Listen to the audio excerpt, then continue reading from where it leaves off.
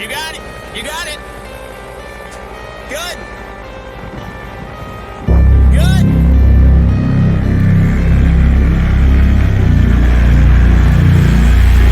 Hello, I'm James Howard, Paramotor pilot, and this is our journey into unknown skies.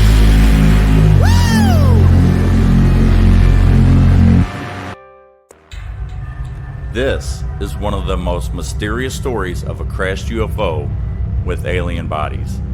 It preceded the well-known Roswell event by some 6 years. He was driven 10 to 15 miles out of town to the crash site where police officers, firemen, and eventually the military would take over. Upon arrival, he expected to see a small airplane.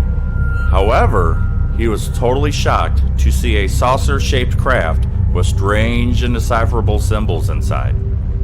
He was then taken to the inhuman victims.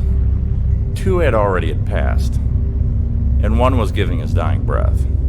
As soon as his duties were performed, he was taken aside and sworn to secrecy, along with other locals, including some photographers. He doesn't know what was said to the others, but he was told, "You didn't see this, this didn't happen, this is national security and will never be talked about again."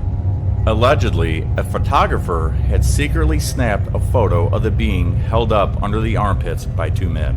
It was 4 feet tall, slender with hardly any bone structure, large eyes, and slits for ears. As he arrived back home in a mild state of shock, he could not keep this from his wife and 2 sons. This would later be the deathbed confession Charlotte Mann would hear from her grandmother dying of cancer. The photo in question was supposedly taken by Garland D. Froneberger, a local photographer, who then passed it on to Reverend Huffman.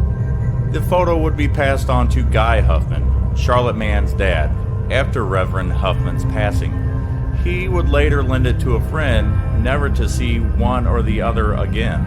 What we do have as evidence is the sworn affidavit of Reverend Huffman's granddaughter, Charlotte Mann, who was told the story by her dad and shown the photo. We also have the fire department's logbooks, which show 2 incidents that night around the area, but no further description. This is where the case goes cold. The photo still remains elusive, but the story of the UFO crash in Cape Girardeau is still very real to its residents.